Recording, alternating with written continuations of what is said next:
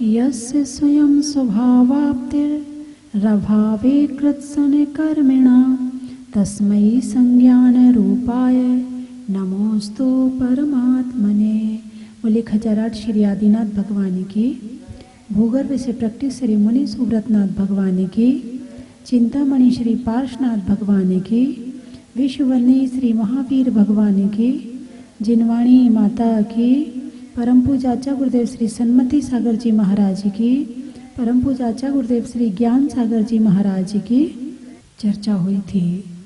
20वें श्लोक इष्टोपदेश के। इतश्चिंता मणिर दिव्य इतः प्रणयाक खंडकम ध्यानैन चेदुवे लभ्ये क्वा इंद्रिया विवेकिना। जिस ध्यान से दिव्य चिंतामणि रत्न प्राप्त किया जा सकता है, उसी ध्यान से खली का टुकड़ा भी मिल सकता है। क्वा इंद्रिया विवेकिना, कौन ज्ञानी होगा जो खली का टुकड़ा खरीदेगा, दिव्य चिंतामणि रत्न नहीं लेगा। ध्यान के माध्यम से।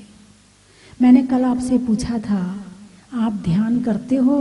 बोले नहीं, हम ध्यान नहीं करते।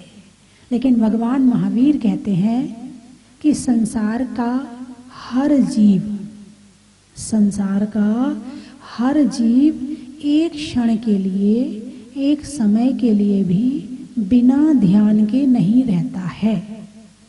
ध्यान दो तरह के हैं, शुभ ध्यान और अशुभ ध्यान। ध्यान शब्द का अर्थ क्या है? जब आपकी बच्ची रसोई में शुरू में भोजन बनाने जाती है तो आप क्या कहते हो? जरा ध्यान से रोटी बनाना, कहते हो ना। जब लड़का शुरू में दुकान में बैठता है तो पिताजी कहते ध्यान से दुकान चलाना। ये ध्यान कहाँ से आ गया?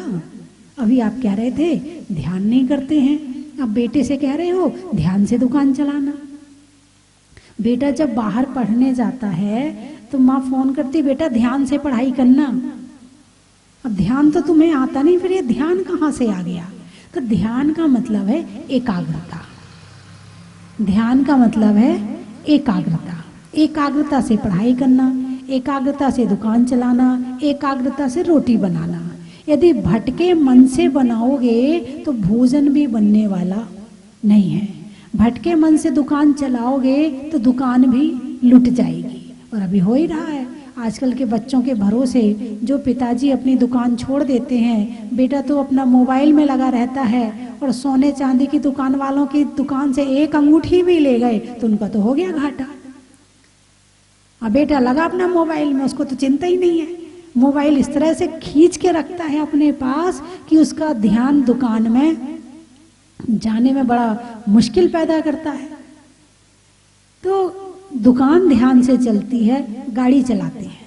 जब गाड़ी चलाते हैं और अचानक चलाते चलाते बीच में कहीं कुछ आ जाए तो पीछे वाले चिल्लाते हैं, बैठे वाले, अरे कैसे कैसे गाड़ी चला रहा, ध्यान से नहीं चला रहा गाड़ी।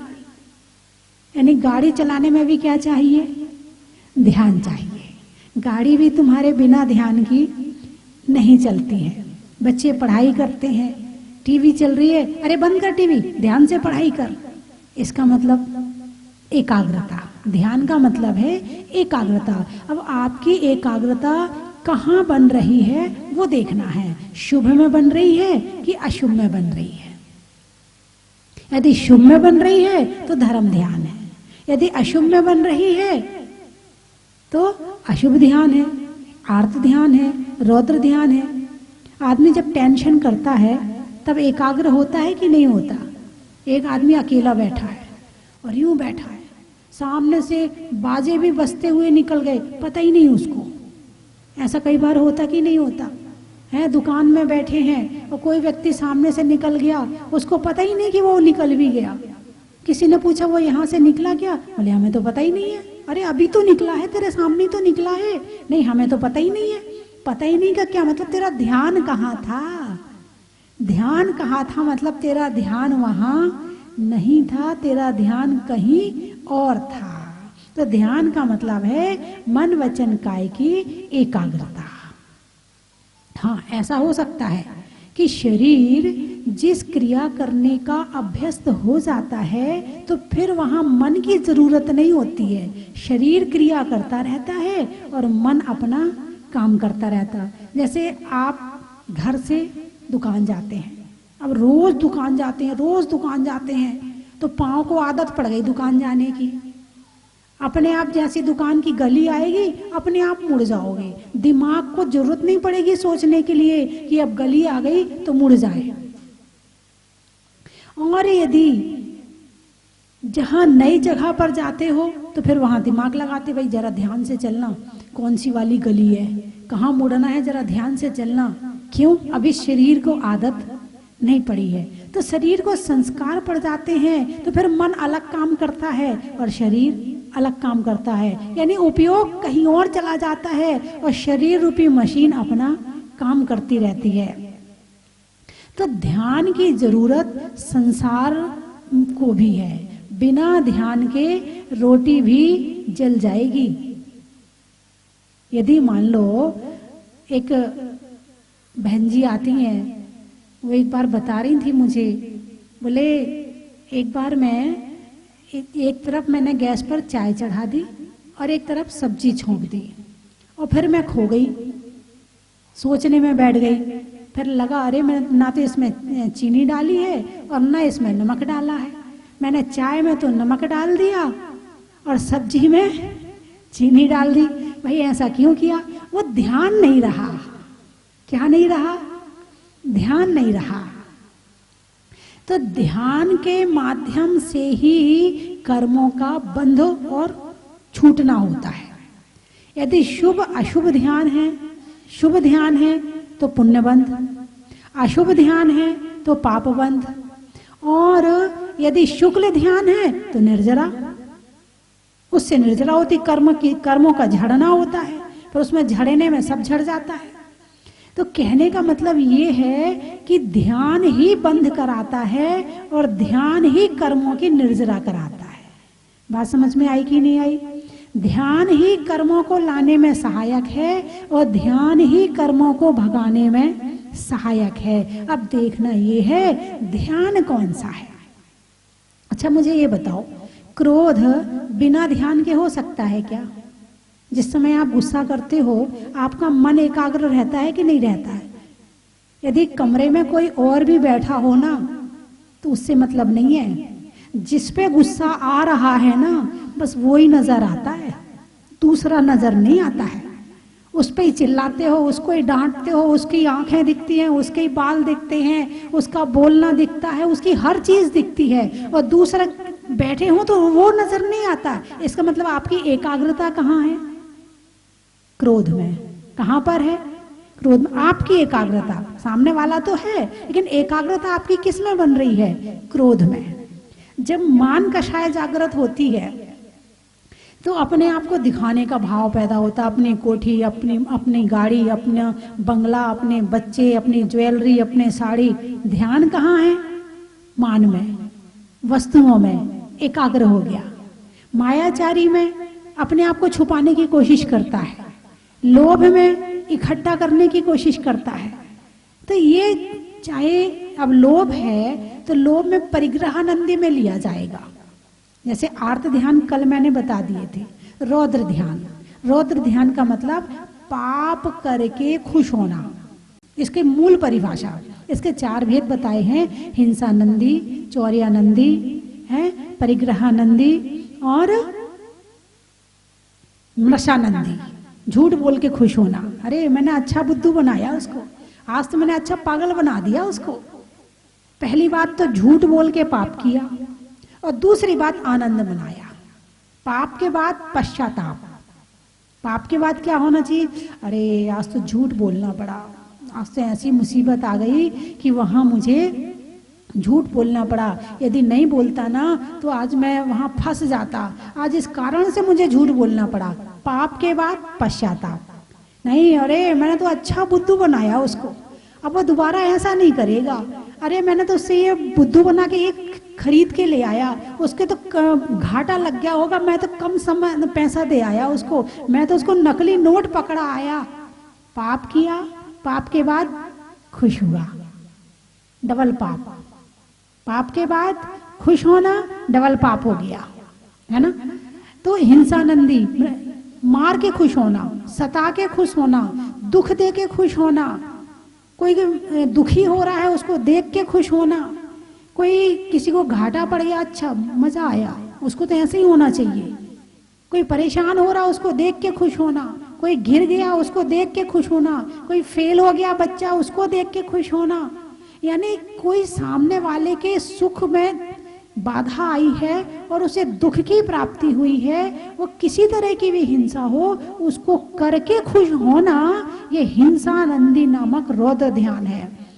आर्त ध्यान तो त्र्यंच गति का कारण है, लेकिन रौद्र ध्यान नरक गति का कारण है। इस पे मैंने कई बार आपसे चर्चा की है, लेकिन बस भूलने की आदत बहुत अच्छी है। हिंसानंदी, धर्म में अहिंसा परमो धर्मा ही सच्चा जानो, जो पर को दुख दे सुख माने उसे पतित मानो। संसार में पतित व्यक्ति कौन है, गिरा हुआ व्यक्ति कौन है, सबसे खराब व्यक्ति कौन है, जो दूसरे को दुख देकर खुश होता है, वो सबसे पतित व्यक्ति है। अब वो महिला भोजन बना रही थी, हालांकि पाप का बंध हो रहा था लेकिन सूक्ष्म रूप में हो रहा था, लेकिन वही महिला जब कषाय करने लगी तो वही बंध जो है ज्यादा होने लगा, ज्यादा पाप इकट्ठा होने लगा। अब उदय में भी तो कम और ज्यादा रूप में आता ना। वही एक व्यक्ति को बुखार आ रहा है, एक को 99 डिग्री बुखार है, ठीक है चल रहा है, एक को 104 हो गया, 105 हो गया, तीव्र मंद, जैसा कर्म बांधा था वैसा उदय में आ रहा है। तो इस तरह से ध्यान के माध्यम से ही कर्मों का, उसे भाव कहो, इसे ध्यान कहो, बिना ध्यान के 24 घंटे में कोई भी जीव नहीं रहता है, चाहे उसके मन सोचने वाला मन हो या ना हो। अब जैसे मच्छर है, मक्खी है, इनका मन नहीं है, लेकिन क्या इनको बंध नहीं हो रहा? जिनका मन नहीं होता है तो क्या इनका बंध नहीं हो रहा? इनका भी बंद हो रहा है। मन अलग चीज हो गई और आत्मा के भाव अलग चीज हो गई। मन है आत्मा के भावों को व्यक्त करने का साधन, और मन नहीं है तो इसका मतलब ये नहीं है कि आत्मा के भाव समाप्त हो गए। एक मक्खी भी बिना मन के सुख और दुख का वेदन करती है। एक मच्छर को भी मारोगे तो कष्ट होगा कि नहीं होगा? उसको कैसे होगा? भाव से होगा। तो जैसे वो कष्ट सहन कर रहा है तो उसको बंध भी उसी तरह का हो रहा।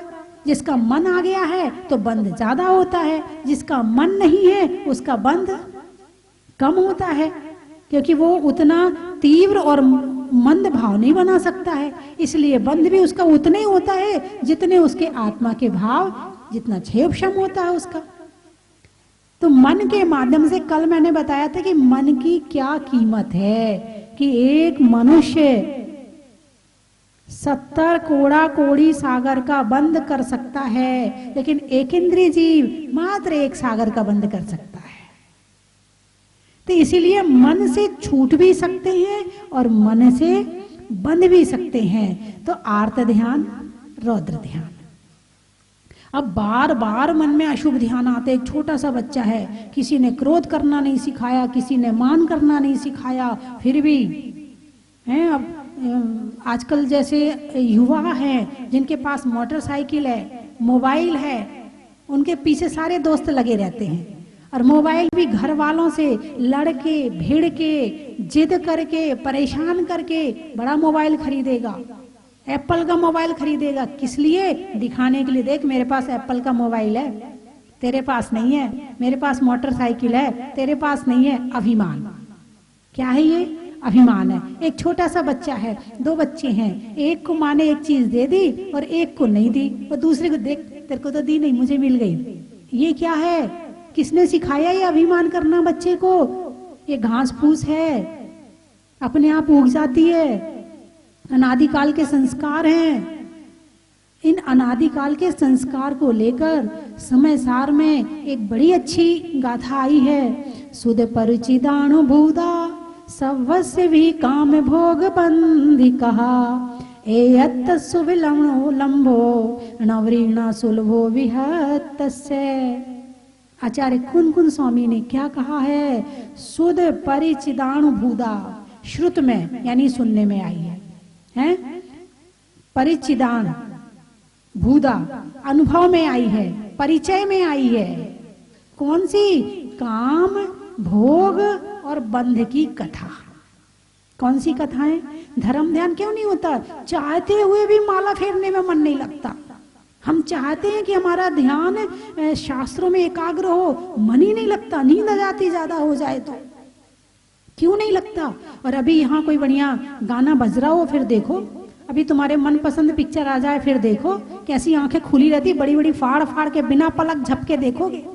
भगवान को इतने ध्यान से नहीं देखते हो जितने ध्यान से वो मोबाइल देखते हो, टीवी देखते हो, पिक्चर देखते हो, इतने ध्यान से भगवान को नहीं देखते। कारण क्या है? कारण ये है कि काम, भोग, बंध की कथा अनंत काल से सुनने में आई है, परिचय में आई है, अनुभव में आई है, अभ्यस्त है।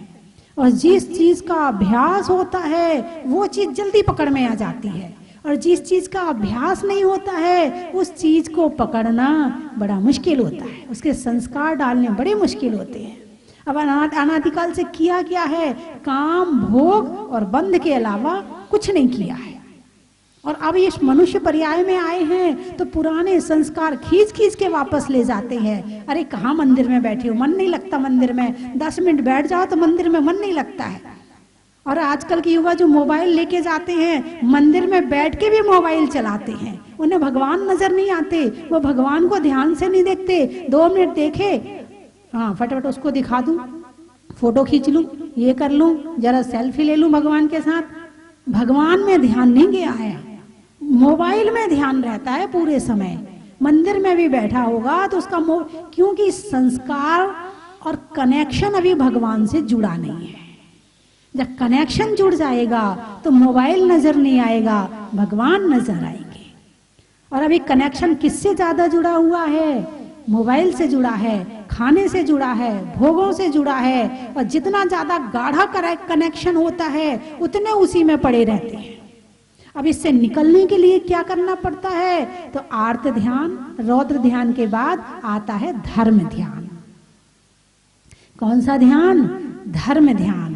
इनसे निकलने के लिए धर्म ध्यान करना पड़ता है। तो धर्म ध्यान कैसे करें वो तो हमने आज तक किया ही नहीं है, वो तो हम जानते ही नहीं होता क्या है धर्म।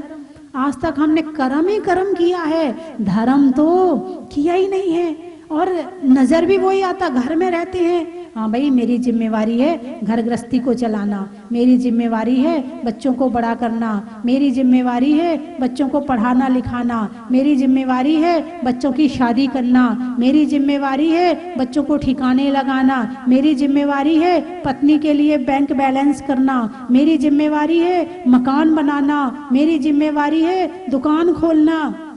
क्या आपकी ये जिम्मेवारी नहीं है कि अपनी आत्मा का कल्याण करना? क्या आपकी ये जिम्मेवारी नहीं है कि अपनी आत्मा को सुखी बनाना? सबके लिए तो ध्यान रखा, लेकिन सबका ध्यान रखने में खुद को भूल गया। खुद को भूल करके जो सबके लिए करता है वो डूब जाता है। उत्तमा स्वाद में चिंता चा, देह चिंता चा मध्यमा, अधमा काम चिंता चा, पर चिंता धमा धमा। क्या कह रहे हैं? उत्तमा स्वाद में चिंता चाह, सबसे पहले अपनी आत्मा की चिंता करो। देह चिंता चा मध्यमा, फिर अपने शरीर की चिंता करो, मोह की चिंता करो। अधमा काम चिंता चाह, फिर अपने विषय भोगों की चिंता करो। और पर चिंता धमा धमा, और दूसरे की चिंता करना अधम से अधम है। अब मुझे बताइए इसमें कौन सी वाली चिंता चल रही है? उत्तमा चिंता, स्वाद में चिंता नहीं, मध्यमा देह चिंता, हाँ वो भी थोड़ी बहुत कर लेते जब बीमार होता है शरीर तो, है ना। अधमा काम चिंता चाह, विषय भोगों की चिंता वो भी थोड़ी बहुत होती है, वो भी कमी होती है। बच्चों के लिए सब निछावर है, अपना खाना छोड़ देंगे बच्चों को खिला देंगे, अपना सुख छोड़ देंगे बच्चों के लिए कर देंगे, अपना वो भी छोड़ सकता है आदमी, पर चिंता धमाधमा। कौन सी चिंता में पड़ा हुआ है? दूसरे की चिंता में 24 घंटे पड़ा हुआ है। आत्मा की चिंता की तो दिन में एक बार भी याद नहीं आती है कि मुझे अपनी आत्मा को भी सुखी करना है, हैं? और कैसे सुखी होगी, क्या रास्ता है, कैसे इस रास्ते पर चलें, कैसे ध्यान करें, कैसे ज्ञान करें, इस बात के लिए तो मन जाता ही नहीं है। क्यों नहीं जाता है? प्रश्न होता है, बहुत लोग प्रश्न करते हैं, उस प्रश्न का उत्तर मैं फिर दे देती हूँ। इसका कारण है कि संस्कार पुराने खींच खींच कर आते हैं, काम भोग और बंध के, इसीलिए ये आत्मा तक नहीं पहुंच पाता है। अब धर्म ध्यान के संस्कार डालो ताकि धीरे धीरे मन आत्मा तक जाए। ऐसे बहुत से लोग होते जो बिन कारण वैरागी, वो पूर्व जन्म का त्यागी। भाई कहीं से तो शुरुआत करनी पड़ेगी, कोई जन्म तो होगा जहां से त्याग व्रत की शुरुआत करनी पड़ेगी, कहीं से तो करनी पड़ेगी। तो उन्होंने किसी जन्म से की होगी। जो पूर्व जन्म का त्यागी वो बिन कारण बैरागी, अपने आप बैराग हो गया। जैसे कि स्मृति का उदाहरण आता है, मति स्मृति संज्ञा चिंता विनिबोधित नर्थांतरम। तो स्मृति के लिए आता, बोले एक व्यक्ति दुकान पे गया, बारिश का मौसम था, छाता लेके सामान खरीदने बाजार में गया। छाता का उसने रख दिया दुकान में घुसने के बाद और सामान खरीदने लगा। इतने में बारिश बंद हो गई। फिर इतने में वो बाहर निकला और आ गया, छाता भूल गया। फिर सामने से कोई छाता लेकर आता हुआ दिखा, अरे मैं तो अपना छाता भूल ही आया। उस छाते को देखकर अपने छाते की याद आ गई, वापस गया, छाता लेके आया। ऐसे ही इस जन्म में किसी ने साधुओं को देखा और उसे याद आया, अरे मुझे भी साधु बनना है, मुझे भी ऐसी दीक्षा लेनी है, मुझे भी ऐसी त्याग तपस्या करनी है। ये अपने आप कैसे मन में आया? देखने के बाद में उसने पिछले जन्म में तपस्या की होगी, त्याग व्रत नियम संयम का पालन किया होगा, तो वो संस्कार पूर्व जन्म का देखते ही याद आ गया, अरे मुझे भी दीक्षा लेनी है। तो पिछले जन्म से शुरुआत तो करी होगी ना कहीं से। आपने पिछले जन्म में नहीं करी थी शुरुआत, इस जन्म में कर दीजिए। त्याग व्रत नियम संयम की शुरुआत कहीं से तो करनी पड़ेगी। तो इस जन्म से शुरू कीजिए कि हमें क्या क्या छोड़ना है और अपने जीवन में क्या क्या रखना है। कम से कम एक लिस्ट तो तैयार हो ही सकती है। अनुव्रत तो ले ही सकते, महाव्रत नहीं ले सकते, दीक्षा नहीं ले सकते, पूरी घर गृहस्थी त्याग नहीं कर सकते, लेकिन थोड़ा बहुत त्याग की शुरुआत तो कर सकते हैं। जैसे एक छोटी सी चिंगारी पूरे जंगल को भस्म कर देती है, ऐसे तुम्हारा एक छोटा छोटा सा त्याग भी तुम्हारे जीवन को एक बहुत महान बना सकता है। छोटा सा नियम लो तो सही, कहीं ना कहीं कल्याण की भावना मन में आए तो वो नियम भी आएगा, और नियम आएगा तो वहां से शुरुआत होगी। और इसके लिए जैन अजैन होने की कहीं कोई बाधा नहीं है। त्याग सबके लिए है, क्योंकि आत्मा सबके पास है। जिसके पास आत्मा है वो आत्मा को सुखी करेगा। इसमें जैन हिंदू कहाँ से बीच में आ रहे हैं? जैन धर्म जैनियों का नहीं, आत्मा वालों का है। जब एक शेर पालन कर सकता है, एक हाथी पालन कर सकता है, एक कुत्ता स्वर्ग जा सकता है, तो इसमें जब शरीर बाधा नहीं बन रहा, त्रियंच का शरीर बाधा नहीं बन रहा, तो जाति कैसे बाधा बन सकती है? आत्मा को सुखी तो त्याग व्रत संयम धर्म ही कर सकते हैं। चाहे कल करो चाहे आज करो, और नहीं किया तो अनादिकाल से भटक रहे थे, भटक रहे हैं और भटकते ही चले जाएंगे। तो बंधुओं, इष्टोपदेश की ये गाथा, जैसा आचार्य पूज्यपाद स्वामी ने कहा कि जिस ध्यान से खली का टुकड़ा मिल सकता है, उसी ध्यान से दिव्य चिंतामणि रत्न मिल सकता है। तो क्यों ना वो ध्यान किया जाए जिससे हमें दिव्य चिंतामणि रत्न मिल जाए, और मिलने के बाद फिर हमें किसी के आगे हाथ फैलाने की जरूरत ना पड़े, किसी का काम करने की जरूरत ना पड़े, किसी की सेवा करने की जरूरत ना पड़े, और एक जीवन ऐसा महान बन जाए कि मेरी आत्मा ही परमात्मा बन जाए। और ऐसी शक्ति हर आत्मा के पास में है। मुनि तरुण सागर महाराज जी ने एक जलेबी की दुकान में जलेबी खाते हुए केवल इतना सुना था कि तुम भी परमात्मा हो, तुम्हारे अंदर भी परमात्मा है, तुम्हारी आत्मा परमात्मा है, तुम परमात्मा बन सकते हो। जलेबी की दुकान में बैठे थे और वो माइक बाहर लगा हुआ था, उसमें से आवाज उनके कानों में पहुंची। उन्होंने जलेबी छोड़ी और चले गए महाराज के पास, और 12 वर्ष की उम्र में उन्होंने त्याग संयम ले लिया था। जागरण होना चाहिए। कहां से होता है शुरू? बस वहीं से शुरू हो जाओ। हवा की रुख का, शरीर में मुख का, और आत्मा के सुख का, शरीर में कान का, रहने में मकान का, और करने में ध्यान का, चंद्रमा में गुरुत्वाकर्षण का, भौतिकता में आकर्षण का, और नित्य प्रति भगवान के दर्शन का, लिखने में खत का, मकान की छत का, और लेने में नियम व्रत का, अनाज में दाने का, इनाम में पाने का, और आपके जहाज पुराने का, सर्दी में काढ़ा का, जनवरी में जाड़ा का, और आने वालों में भीलवाड़ा का। बोलिए 24 भगवान की जय। बोलो 1008 मुनि सूरतनाथ जिनेन्द्र राय भगवान की जय। 2400 जिनेन्द्र राय भगवान की जय। गण्य आर्य का रत्न 105 स्वस्ति भूषण माता जी की जय। समस्त आर्य का संघ की जय। इतिहास को मुकम्मल तरीके से पढ़ते हैं तो इतिहासकारों के द्वारा, उनके द्वारा प्रेरित की गई वस्तु विशेष का आभास और एहसास मिलता है।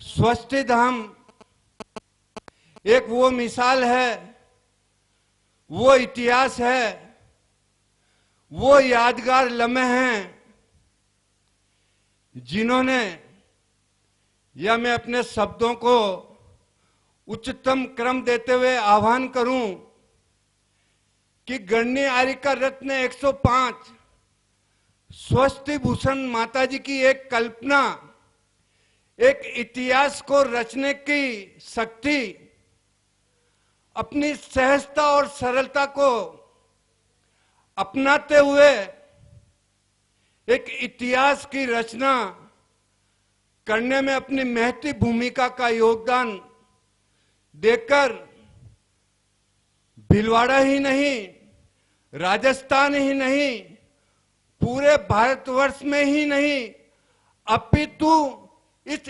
इतिहास की रचना का गौरवान्वित एहसास और आभास पूरे विश्व को दिया। ऐसी स्वस्ति भूषण माता जी के पावन चरण कमलों में मैं बारंबार बंदामी करता हुआ अपने आप को गौरवान्वित महसूस करता हूं। इतिहास की इस रचना में अगर जाएं तो जहाजपुर की भूमि का इतिहास बहुत ही विचित्र और कलंकित इतिहास के रूप में जाना जाता है। श्रवण के माता पिता, जब श्रवण अपने अंधे माता पिता को यहां इस क्षेत्र में यहां पे आया तो इतिहास ये बताता है कि उसकी बुद्धि भ्रमित हो गई थी और उसने अपने माँ बाप की सेवा के प्रति कटु वचन बोलकर उनका दिल दुखाया था। तो उनके माँ बाप ने ये शब्द कहे थे कि बेटा तेरा कोई दोष नहीं है, कुछ दूर आगे चल और फिर हमें तू वहां पे छोड़ देना। मगर जैसे ही इस भूमि से आगे बढ़ा और उनके सुविचारों की उत्पत्ति हुई और उसे अभागे ज्ञान को ग्रहण करके जो माँ बाप को कुवचन कहे थे उसके प्रति उसके मन में समायाचना आई। ऐसे ही यहाँ पे एक बहुत बड़ा महायज्ञ हुआ था। सर्प से नाराज होकर यहाँ पे जो ये नदी बहती है उसके अंदर खून की नदी बही थी।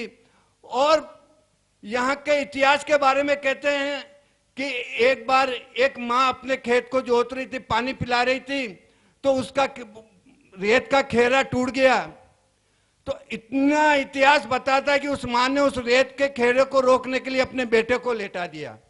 मगर मैं कहता हूं उस कलंकित इतिहास को, दूषित इतिहास को दूर करने में और इसको स्वर्ण इतिहास के अंदर बदलने में अगर किसी महती भूमिका का योगदान रहा है और इस जाजपुर के इतिहास को बदलने की ताकत, शक्ति और अपने विचारों और अपने ज्ञान से अगर इसको शुद्ध किया है, इस पावन धरती को पावन बनाया है, तो उसका नाम है गणनियारिका स्वस्ति भूषण माता जी, ऐसी माता जी जो अपने हृदय में वात्सल्य का प्रारूप लिए हुए, सहजता और सरलता का रूप धारण किए हुए पूरे विश्व के अंदर ऐसा इतिहास रचा है और ऐसा सुंदर पूर्ण सुविधाओं के साथ और आगे का विस्तार लिए हुए माता जी के मन में ऐसी भावना है, ऐसी धारणा है कि इस क्षेत्र को विश्वविख्यात क्षेत्र बना के और भिलवाड़े का ही नहीं पूरे भारतवर्ष का नाम रोशन किया। मुनि सूरतनाथ भगवान के पावन चरण कमलों में बारंबार नमोस्तु करता हुआ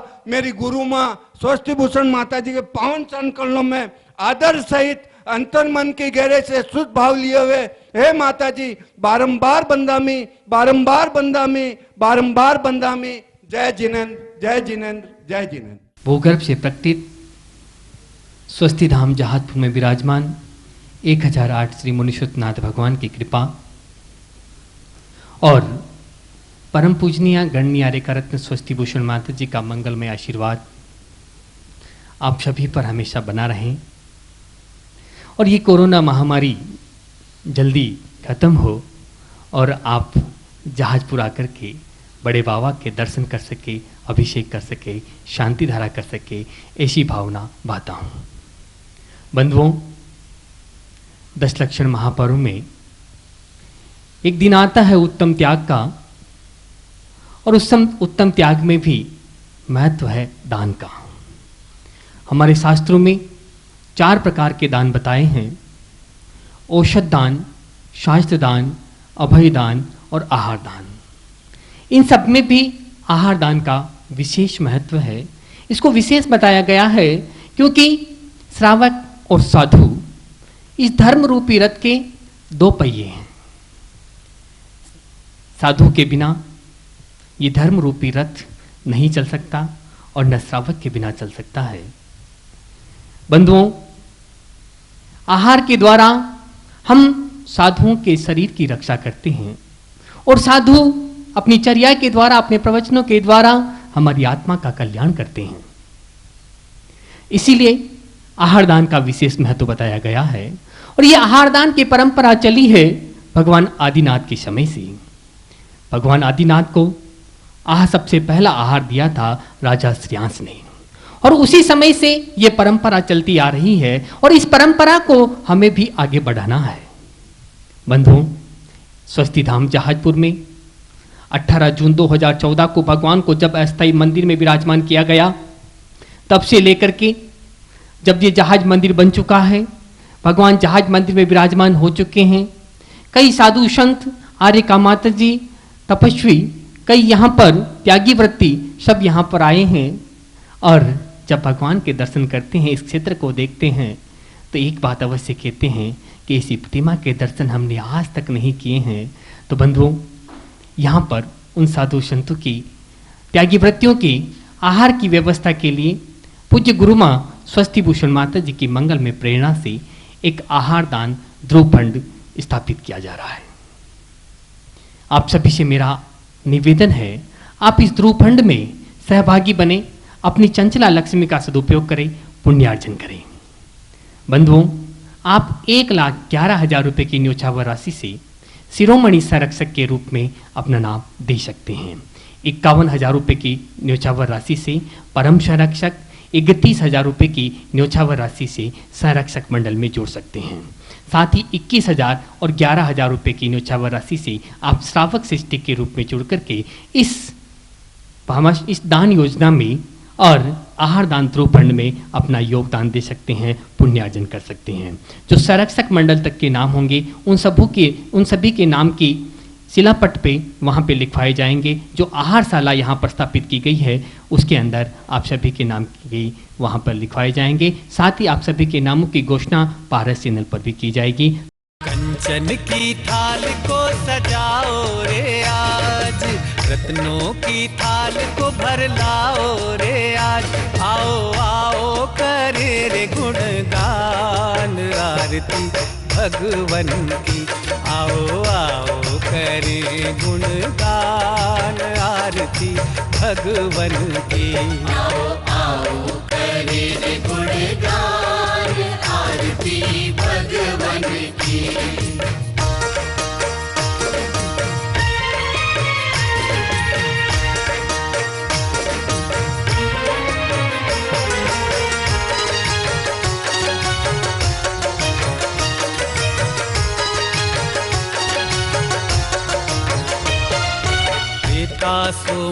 सुमित्र के राज दुलारे, माँ पद्मा जी के नैनों के तारे। पिता सुमित्र के राज दुलारे, माँ पद्मा जी के नैनों के तारे। हर द्वार सजेगी बंधनवार। भगवान श्री मुनि सुव्रत नाथ की भक्ति में झूमेगा सारा संसार। श्री 1008 मुनि सुव्रत नाथ दिगंबर जैन अतिशय क्षेत्र स्वस्ति धाम जहाजपुर राजस्थान में 51 दिनों तक लगातार मनाया जाएगा परम विदुषी लेखिका गणिनी आर्यका श्री 105 स्वस्ति भूषण माता जी का 51वां भव्य अवतरण महामहोत्सव। शुभ दिवस 1 नवंबर 2020। इस पावन प्रसंग में 11 सितंबर से 31 अक्टूबर 2020 तक 51 दिन 51 मुनि सुव्रतनाथ विधान व शांति धारा आपके एवं आपके परिवार के नाम से न्यौछावर राशि 5100 रुपए। 51 दिन में 51 लाख जाप।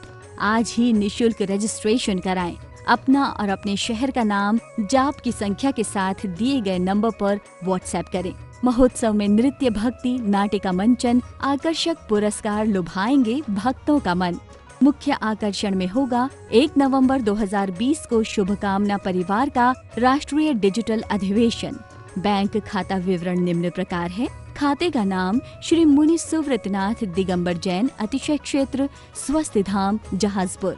Punjab national bank account number 87450100000070।